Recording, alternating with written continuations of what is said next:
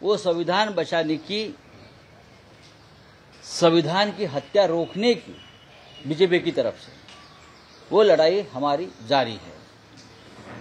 देश की जनता ने अपना मन कायम रखा है कि बस हम लोकसभा में और विधानसभा में भी ये संविधान के हत्यारों को किसी भी हालत में सत्ता में आने नहीं देंगे, किसी पद पर आने नहीं देंगे।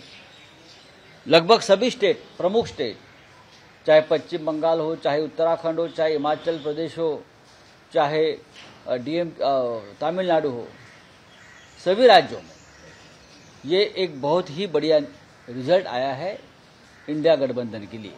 सर, लोकसभेमध्ये देखील घवघवीत यश आलं होतं, मात्र मुख्यमंत्री म्हणत होते की हे पेढे वाटतायत, हे खरे हारले, मोदी जिंकले, तुझा पेढे वाटतं, मात्र या पोटनिवडणुकीमुळे कुठेतरी निकाल। लक्षात घ्या, 2024च्या निवडणुकीमध्ये जे म्हणतायत मोदी जिंकले, त्यांनी आपली डोकी तपासून घ्यायला पाहिजे, ते कोणी असो।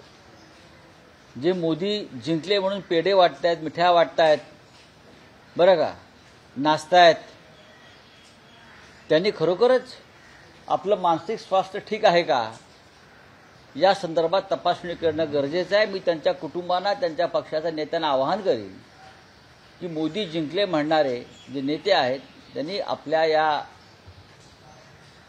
घरातल्या लोकांची किंवा पक्षाच्या नेत्यांची मानसिक तपासणी करावी।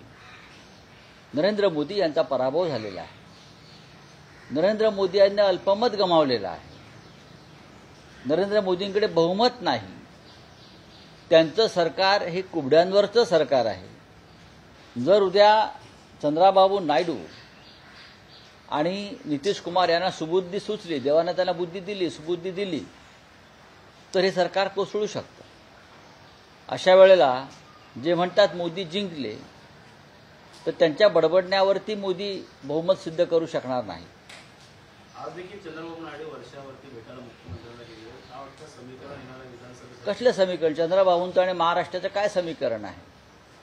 हे एक शिष्टाचार भेट असते वर्षा बांगल्यावरती। उद्या दुसरं कोणी जरी असतं तरी महाराष्ट्रात आलेले मुख्यमंत्री त्यांना भेटायला जातातच।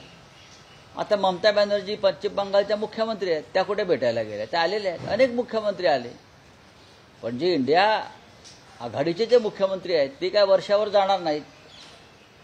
आता त्यांच्या सरकारमध्ये जे सामील आहेत ते जर राज्याच्या मुख्यमंत्र्यांना भेटले तर त्यात एवढं रुळून जाण्यासारखं कारण नाही। सकाळचा सर्व्हे आलाय, महाविकास आघाडीला चांगली पसंती मिळाली आहे 48%, म्हणून महायुतीला 33%, तर त्यामध्ये भाजप जास्त पसंती दिसून येते आणि ठाकरे गटाला देखील जास्त पसंती। बघा, मी आता हे सर्व्हे काय किंवा याच्यात जाणार नाही।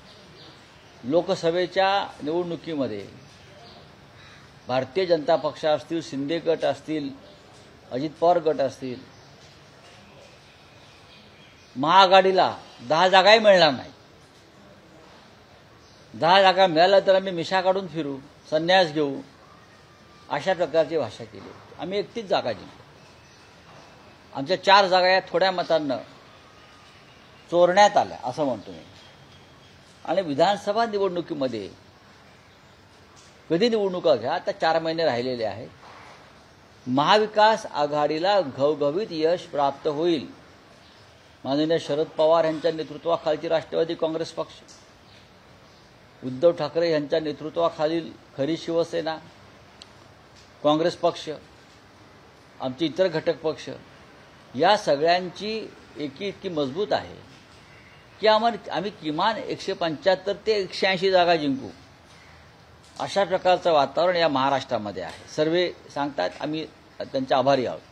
सर, विधान परिषदेत काहींनी आता क्रॉस वोटिंग केलं, त्यामुळे काँग्रेस आता याच्यावरती कारवाई करणार। मात्र चैतन्य म्हणतात की आशिष चव्हाण असेल, बाबा सिद्दीकी अगोदरच तिकडे होते, मात्र नक्की कोणी वोटिंग क्रॉस केली अजून देखील पता। क्रॉस शूटिंग झालंय हे काँग्रेस पक्षानं मान्य केलंय, आम्हालाही तो अनुभव आलेला आहे आमच्या कोट्यातल्या मतांच्या संदर्भात, आणि त्यांना फार मोठ्या रकमा दिलेल्या आहेत, जमिनीचे तुकडे दिलेले आहेत।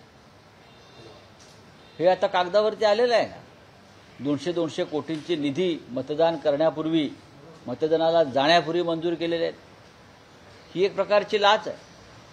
तुम्ही 25 जुलैला संविधान हत्या दिवस म्हणून साजरा करण्याचं ठरवलं आहे ना नरेंद्र मोदी आणि अमित शहानी, मग अशा प्रकारे आमदारांना विकत घेऊन सरकार बनवणं असंविधानिक.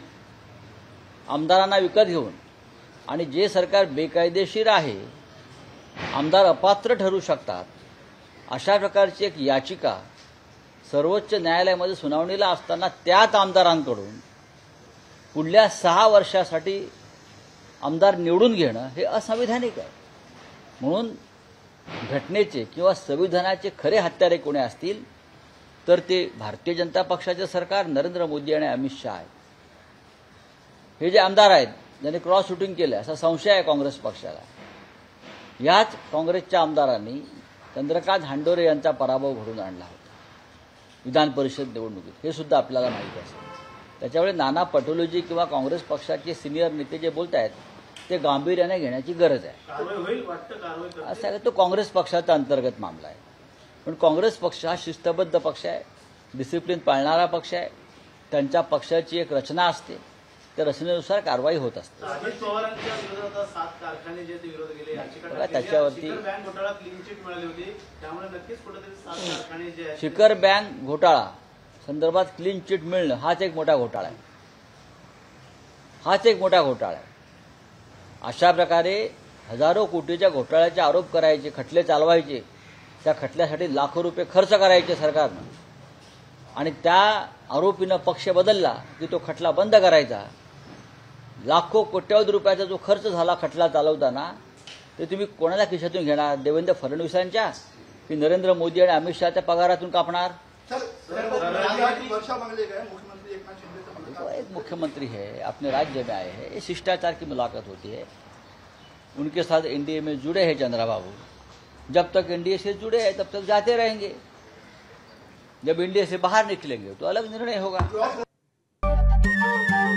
नमस्कार. मन शुद्ध तुझं ही वेगळ्याच प्रकारची मालिका तुम्हा सगळ्यांना खूप आवडली होती. याचा दुसरा सीझन कधी येणार अशी विचारणा झाली. प्रतीक्षा संपली आहे मित्रांनो. येतोय मनसुद्ध तुझचा दुसरा सीझन. होई मन शुद्ध तुझं.